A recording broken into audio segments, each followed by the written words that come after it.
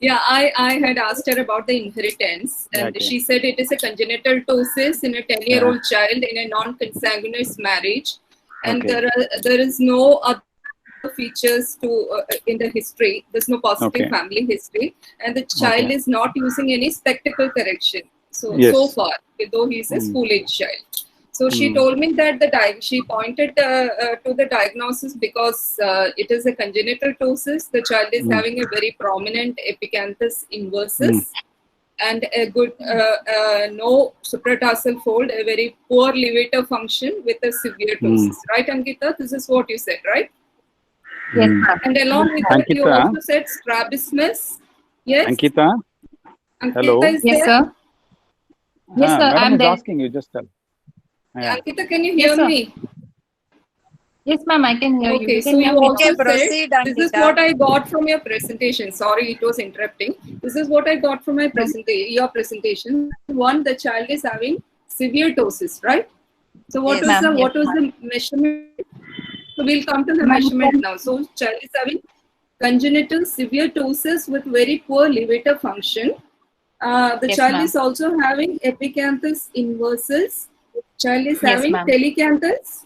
Yes. Yes, ma'am. Yes, ma'am. And child is also having strabismus, right? Yeah. Yes, Can ma'am. you Yes. combine all these things together in some heading? Yeah. So She said blepharophimosis. already. What is Yes, called? What is it blepharophimosis. called as? It's called as BPES complex. Blepharophimosis syndrome, sir. What is the E BPES part? complex. BPE what? That Blepharophimosis is BE. blepharophimosis Epicanthus inversus. Epicanthus inversus. syndrome. There may be strabismus. There may be wide. There may be telecanthus and ptosis also. Ptosis Yes, there will be a groove also.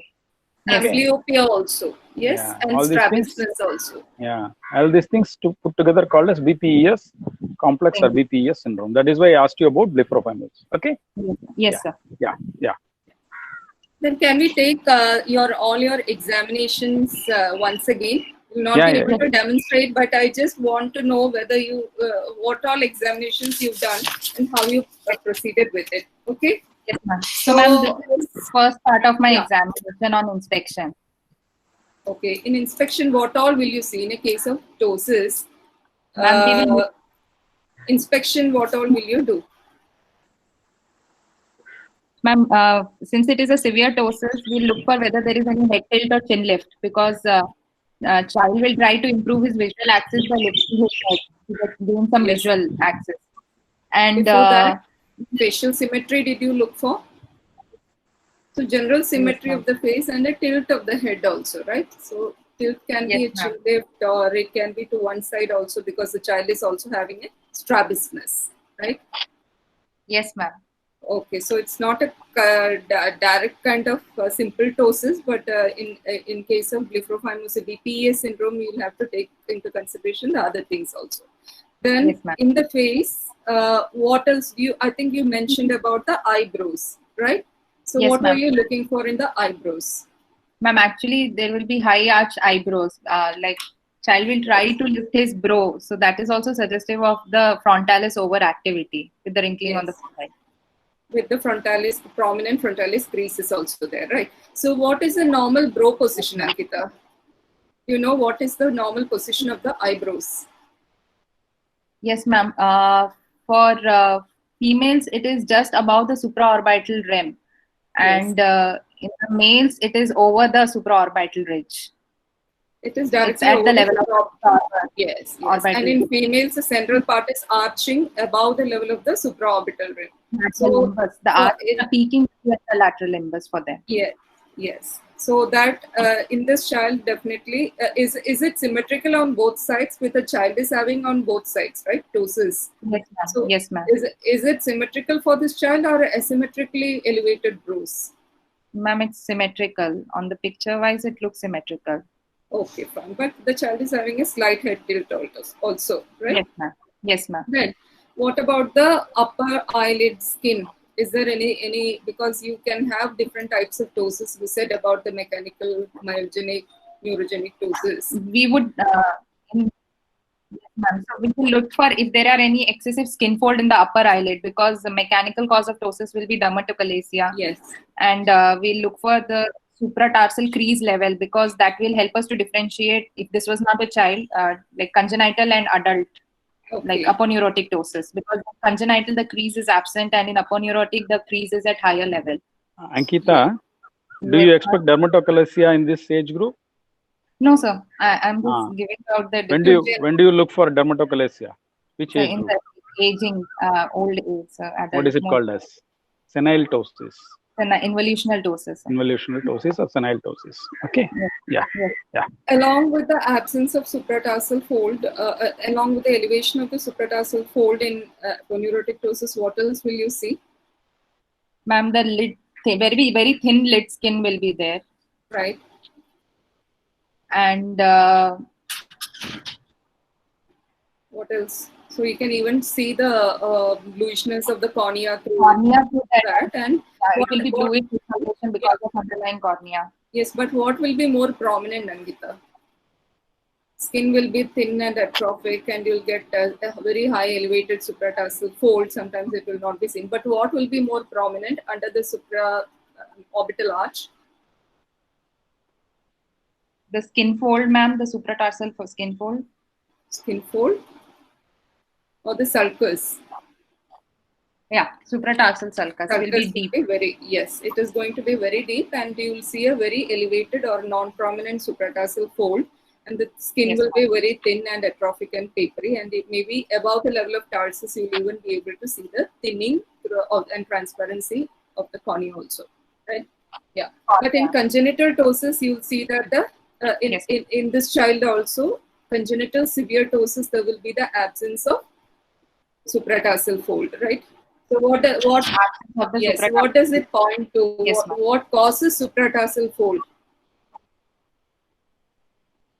Ma'am, it is the dermal attachment, dermal insertion of the levator palpebrae superioris muscle which causes the supratarsal crease. Yes. So in congenital cases, there is dysgenesis of levator muscle. So this is an indirect implication that it is also an indication that the levator function is going to be very poor, and you will get this is a pointer also to the kind of treatment which you'll have to give, right?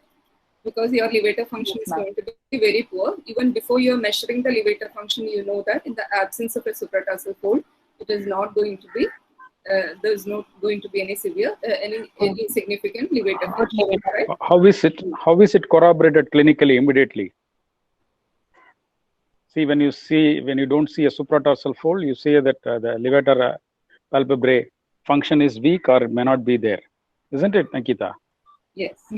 So how will you corroborate it clinically? What will the patient do? You have answered it earlier. We'll try to replace it with raising the eyebrow, like frontalis overactivity. Frontalis overactivity. Clinically itself, we can confirm, isn't it? Yeah. So that is a pointer to the treatment option you will ultimately be focusing on, right? Then one more thing I wanted to know is, have you measured for lag of thalamus? So in inspection, all these things come, right? Yes, ma'am. So what is lag of thalamus, Ankita? Ma'am, inability to close the eye completely. Yes. That is described as lag of thalamus. Yeah. So how is it important for ptosis? Ma'am, basically, lag of thalamus is if there is no complete cornea cover, when we do a correction for a ptosis, we might end up having a corneal exposure and exposure keratopathy. Yes. Okay. So it is important in our management. Right. So can congenital ptosis present with lag of thalamus?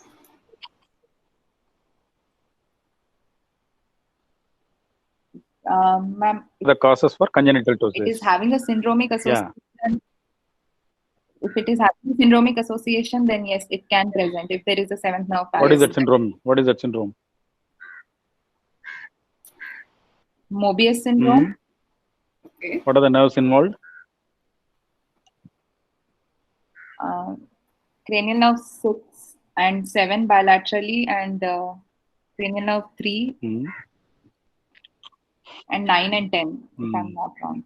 What is the striking feature in the movement of the eyeball which will not be there? Mobius, anything is there?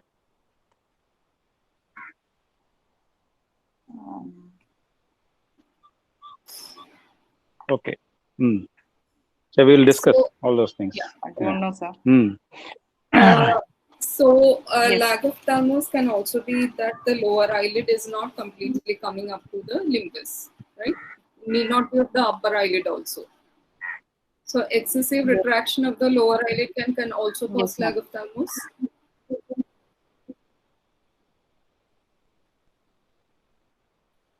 Yes, ma'am. Yes, ma'am. There will be an exposure of the cornea with that also if there is a lower lid ectropion. So that's why you are measuring both MRD1 and MRD2, right?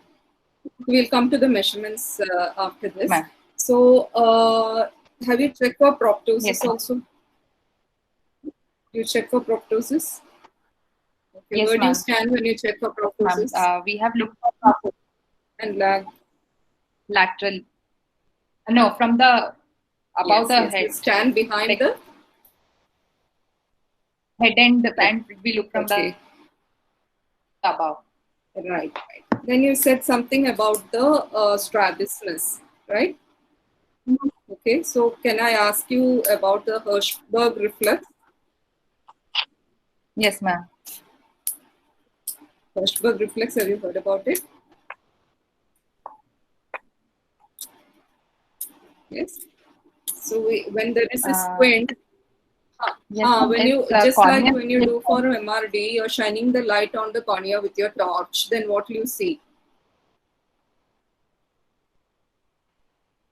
Light reflex will be at same point in each eye. It's an initial screening for strabismus, basically. So if it is more medially, what do you call that condition?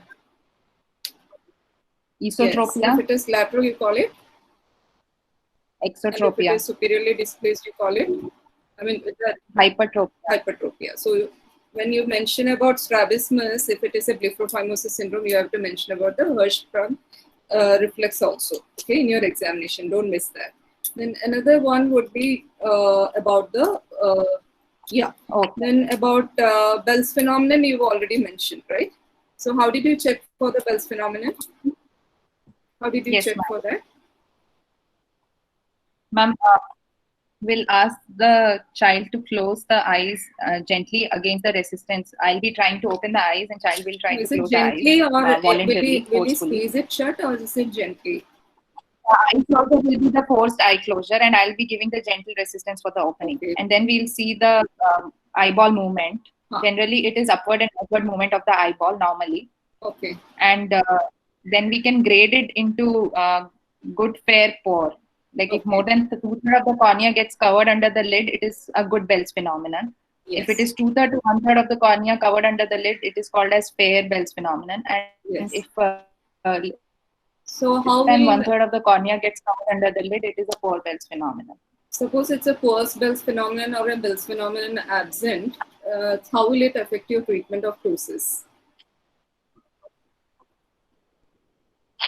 Ma'am, then we have to see whether, because we can't do overcorrection. Overcorrection has to be avoided. Basically, some people do defer the surgery for the ptosis unless it is affecting the visual axis, or else we have to do an undercorrection rather than doing an overcorrection. Because surgically, you are going to create a lag of thalamus and there will be exposure. So that means you are putting the eye at risk. So if there is a very poor Bell's phenomenon, then you have to be judicious about it, right? Then you said about jaw winking is and in doing that you're also checking for the orbicularis functions also, right? By tightly closing and also by relaxing, you are checking the functions of the orbicularis also. Then you mentioned about the jaw winking, that is another regeneration. So can I ask at this junction what is the nerve supply of the structures which are involved in this? What supplies the levator palpebrae? Ma'am, which nerve? Ma'am, it is supplied by oculomotor nerve, superior division of oculomotor nerve. Right. Then what about Muller's part is Muller's is supplied by sympathetic nervous system. Yes. And where does the Muller, is it coming through the oculomotor nerve or is it by some other? Ma'am, Muller's is the sympathetic pathway. So it is the perivascular, along with the vascular supply to the orbit, the sympathetics are coming, right? ma'am. Yes, ma'am. Then about the sensations of the cornea, how is it supplied? Which all nerves are involved in the sensations of cornea?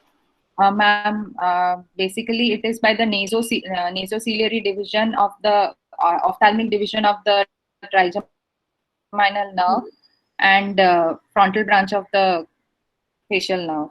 Okay. Lacrimal supplies which area? Basically, Nasociliary supplies trigeminal nerve is for the sensory part. Yes. So lateral part is supplied by which one? Medial part is by which one? Okay. Obviously, lateral part will be lacrimal, right? Because it goes to the lacrimal gland.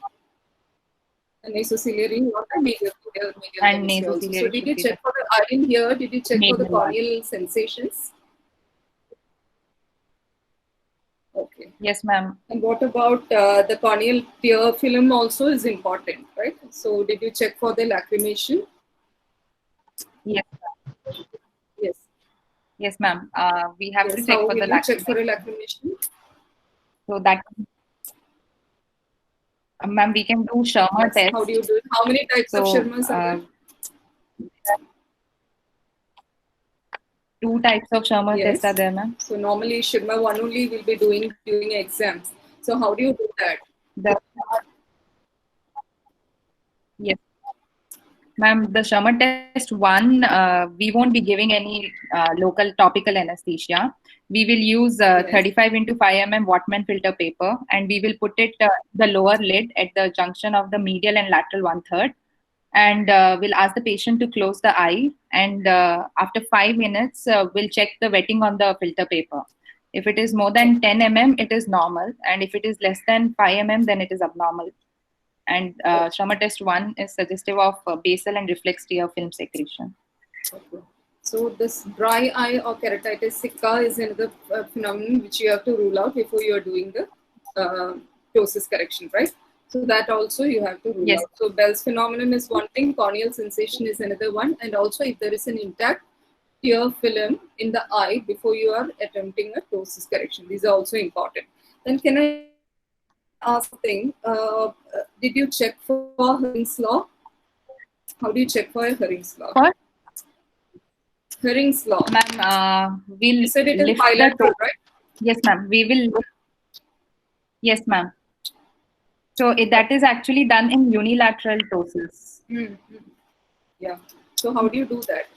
So basically, we will lift the ptotic eyelid, and basically the Hering's law is that agonist yoke muscles are having equal innervation.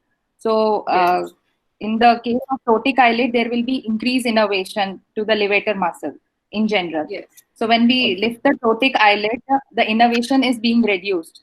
So the normal eye will have some amount of ptosis because of the relaxation of the innervation. So that it will not be apparent when the both eyes are exposed. At but the normal gaze. Yeah, when you are lifting up forcibly, then only the other eye will become apparent, right? So that is the Hering's law. Then did you check for all the pupillary movements also? Extraocular muscle movements, have you checked for this? Because strabismus is also present. Yes, ma'am. Okay. So can I ask you about the extraocular muscles, their innervation, and what are the actions that each of these produce? Ma'am, we have medial rectus, lateral rectus. Yes. What does medial and lateral recti do? Ma'am, adduction and abduction. So it's like if we want to do adduction of the right side, so right medial recti and the left lateral recti will be working together. Okay. And abduction is by if abduction is like if we want to do the right eye abduction, then it will be right lateral recti and the left medial recti will be working. Okay. Do you call it as adduction and abduction? What do you call it? Ankita? Adduction, abduction only. Yes. Yes, sir. Yeah. Or some other name. Dimensions you can say. Sure. Okay. So I know adduction, abduction only. Yeah. You and, call it as? Okay. So elevation is by superior rectus and depression is by inferior rectus, and intorsion is by superior oblique, and extorsion is by inferior oblique. Superior rectus is supplied by, now supply for superior rectus once again by which nerve? Oculomotor nerve. Yeah. Superior oblique by? Abducens. No, trochlea nerve. Trochlea nerve. Abducens supplies what? Lateral rectus. Yes. See, you just remember it like this. Hello? SO4 LR6. LR6, SO4 thrice. Yes. Okay. Yes, sir. Thrice is by all the other muscles are supplied by oculomotor nerve. Okay. Yeah. One more thing about the muscles. Which are the inferior retractors? We talk about the superior elevators like levator palpebrae superioris and the Muller's muscle. Yes, ma'am. In the lower eyelid, we have inferior retractor muscle and capsulopalpebral fascia are the lower lid retractors.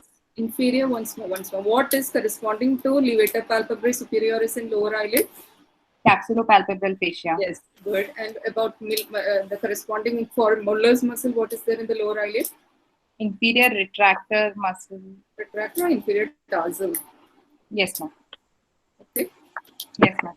Right. So, suppose, yeah, you know about the force duction test and all. It's not related to ptosis, but you know, inferior oblique and inferior rectus, you know about the equator and the attachments on the globe and all, right? Yes, ma'am. So I think we'll not go into that because it's not directly related to our ptosis surgery. But when you talk about the extraocular muscles, especially in a child with a strabismus, you should be prepared to answer all that about where the muscles are originating in the orbit and how it is like it's superior oblique because it's winding around the trochlea. That's why it's supplied by the trochlear nerve also, right? And you should know which is getting inserted in which place in the globe and why superior oblique causes downward gaze, right? Yes. Unlike the superior rectus, that is in the primary gaze, superior rectus, inferior rectus, but with the intorsion, there is also inward gaze by the superior oblique. So those mechanisms we'll not discuss now, but you should be aware of that. Then once more about about the lower eyelid, you should also look for the lid laxity, especially for a aponeurotic ptosis. So what do you know about the snap test? Yes, ma'am. We will pull the lower lid outwards and then we release it. So the speed at which it retracts back to its normal position will tell us the lower lid laxity. Right. Then about your measurements, you said about the palpebral aperture, right? Where did you measure the palpebral aperture? The width of the maximum width of the palpebral aperture. Where will it be? At the mid-pupillary point level, ma'am? Yes. So what is the highest level of the upper eyelid and what is the, what's the highest point? Is it at the mid-pupillary line? No. Where is it? Just lateral to it. It's not exactly at the mid-pupillary line. It is just lateral to the mid-pupillary line. Okay. Right. And then about how much did you get the palpebral aperture? Measurements? So, ma'am, I don't have the ma'am. It should be around 4 mm because my MRD1 and MRD2 has been provided to me. So that gives the palpebral fissure height. Okay. Right. So MRD1, how do you measure? MRD2, how do you measure? And what are the normal values? Can you tell me? Yes, ma'am. Basically, the patient and the examiner sits in front of each other, and we shine a torch light, and we need a millimeter scale along with us to conduct this examination. We shine a transparent ruler, right? Transparent ruler. Yeah. Then, and we shine a torch at about 50 centimeter away from the patient, and there will be a light reflex in the center of the cornea. From there till the center of the upper lid margin, the distance is called as marginal reflex distance 1, which is normally 4 to 4.5 mm. And when we measure the distance from the center of cornea to the center of the lower lid margin, that is called as marginal reflex distance 2, which is normally 5 mm. Is MR3 also? Yes, ma'am, there is MRD3. What is it? That is in the extreme. These two tests are done in primary gaze position, Yes. and MRD3 is done in extreme up gaze position. And then we measure the distance from the center of the cornea to the center of the upper lid margin. It's from the center of the cornea, not the midpupil, right? That is the difference. Yes, ma'am. Okay. So can you get negative values for MRD 1 or 2? And when do you get it? Yes, ma'am. How We do you can measure get negative value from MRD. When there is a severe ptosis and the point where the light reflex is seen in the cornea is being obscured by the upper eyelid, we lift the upper eyelid and then we put a ruler scale at the 0 marking at the upper eyelid level. And then we shine the torch and then we measure the distance, and that gives us a negative MRD. Right. Suggestive of a severe ptosis. Okay, fine. Then did you measure the lid crease? You said it is not prominent, right? In this case, we are also not doing the examination. So lid crease height is also important. So normally, what is the lid crease height? Yes. How do you make crease height? Ma'am, in male, it is around 5 to 7 mm. Basically, it is on the down gaze position. We will measure from the center of the upper lid margin to the level where we find the crease. And it is normally 5 to 7 mm in the male and 8 to 10 mm in the female. So what is it? And it changes with what all? It changes with ethnicity, it changes with age also, right? Roughly, Yes, let us yes. take it for upper eyelid as 8 to 10 millimeters in an adult. Yes. And what does it correspond to? This supratarsal, that lid crease, what measure will it give to you when you're doing an eyelid reconstruction?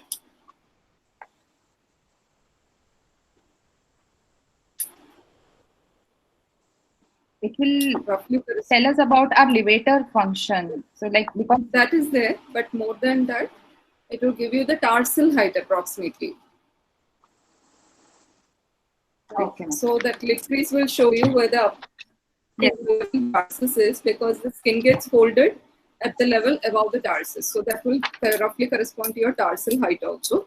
So tarsal height will be varying in children as well as the adults. So that also we have to measure. Then about the degree of ptosis you measured. How did you measure degree of ptosis? Where did you stand on the, where will you stand when you're examining a patient? What will be the position? ma'am, I'll be in front of the patient, ma'am. Yes. What will you do? Can you explain the steps? And that's- Because in the Ma'am, exam, if it is I OSCE, will- Ankita, if it is OSCE, you will have to say step 1, 2, 3, 4 in examination of ptosis, in measurement of ptosis.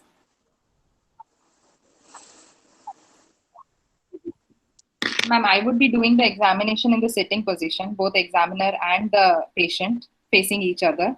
And then I would measure the margin reflex distance 1 and 2 as I have explained, ma'am. And based on that, I can get my grading of the ptosis, degree of ptosis.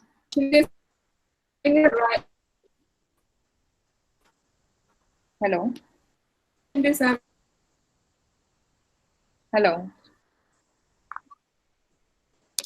Ma'am, your voice is not audible. Hello?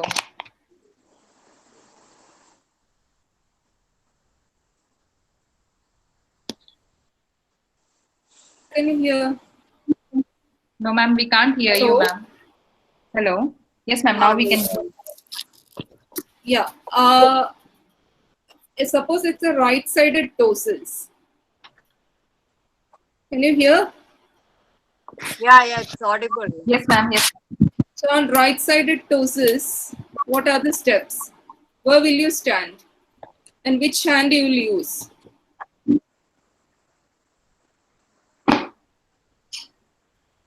You will be standing on the right side. Yeah, you said you'll stand in front of the patient. Yes. What will you do with your left hand? What will you do with your right hand? In other words, which hand you will hold the ruler? Okay, if it is a right ptosis, I'll use my right hand for the transparent ruler scale and left hand to shine the torch. Torch is required when you're measuring the.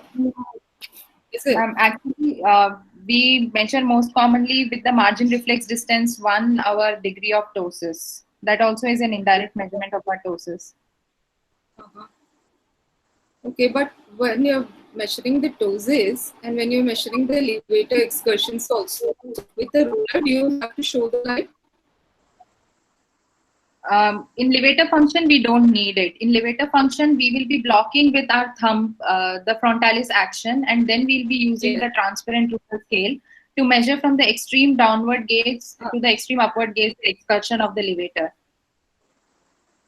Okay, so which hand you will hold the ruler, and what you do with the other hand? Ma'am, I use my. Yes, ma'am. If I'm examining for the right side ptosis, I would be standing in front of the patient, and I'll use my left thumb to block the frontalis, and I'll use my right hand to keep the measuring scale along the medial canthus region, and then I will see the excursion from the extreme down to extreme up. Eye or hello, should not touch the patient's cheek or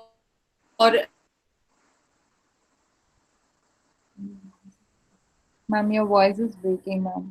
Because that will contract and your measurement will not be correct. Second thing is that you're not supposed to. Ma'am, we lost you with the point. Hello. Hello, ma'am. We lost the last few points which you were telling us.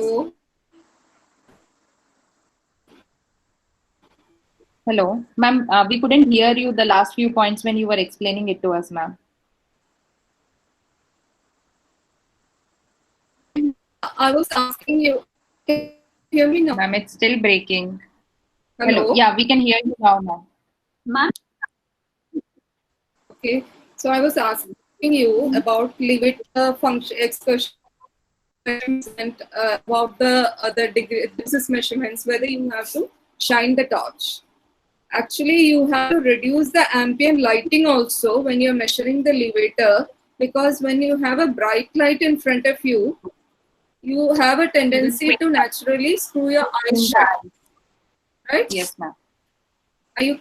Yes, ma'am. Yeah. So you don't show the light when you're measuring the levator. Second thing is that you're not supposed to touch the eyelid or the cheek with your scale. You're not supposed to be in contact while measuring the levator excursion also, because when you are bringing it in close proximity with your eyelid, then again the patient will have a tendency to contract the orbicularis. It's a protective reflex. So then again your measurement will not be correct. So there should be a sufficient distance in front, and like you said, extreme downward gaze and upward gaze, 3 times you do that and take measurements, right? Yes. And there should not be any torch shined into the to the eye, because that will give you an erroneous reading. Okay. Then do you know about the Kogan twitch sign? Kogan's twitch sign, have you heard? Yeah, what is it? You do with upward gaze and downward gaze. So what do you see? Basically, in Kogan's twitch sign, what we are trying to do is we'll ask the patient to see in the down gaze for 1 to 2 minutes, and then we ask the patient to get back to its primary gaze position. So there will be like exaggerated upward retraction of the eye, and then so after some time, right? Sorry, ma'am.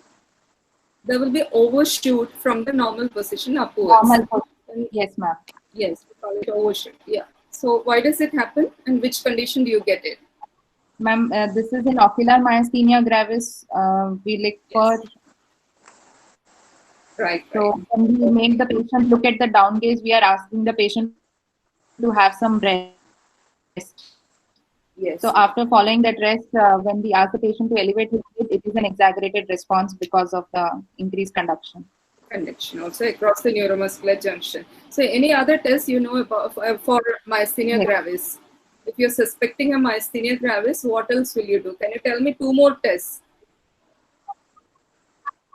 Yes, ma'am. We can do tensilon test, which is edrophonium test, and we can do ice pack test, and phenylephrine test. Yes, ma'am. Phenylephrine test. also. Fatigability. And leak fatigability. Leak fatigability test. Yeah, how do you test leak fatigability? That's the easiest to test in exam, right? How Yes, do you ma'am. test it? Ask the patient to continuously look in the upward gaze for 1 minute. Huh. So that would tire up the patient, and then there will be immediate evidence of the ptosis. Slowly it will be coming down. This patient will not be able to have a sustained upward gaze, right? Sustain ask that them to elevated look- position for a long time. Yes, you look for 1 minute and it will come down after 30 seconds. Yes. So, any other? Yes. Yes. And of course, anything else which can cause ptosis? Any general examination you want to do for the patient? Not for this case, but any other case of ptosis? Somebody was asking in the other discussion, ptosis, meiosis, anophthalmosis, anhidrosis, loss of ciliospinal reflex. When you see all Horner the, syndrome. yeah, Horner syndrome. Horner syndrome and other cranial nerve examination, all these things should be looked for. Thyroid status you look for, right? So, okay, so just to complete the examination. Then, okay, well, let's come back to this case. Lakshmi Madam, Radharshan sir, you want to ask anything? Already you have completed total, madam. So Okay. we'll Did I proceed miss there. anything? Yeah.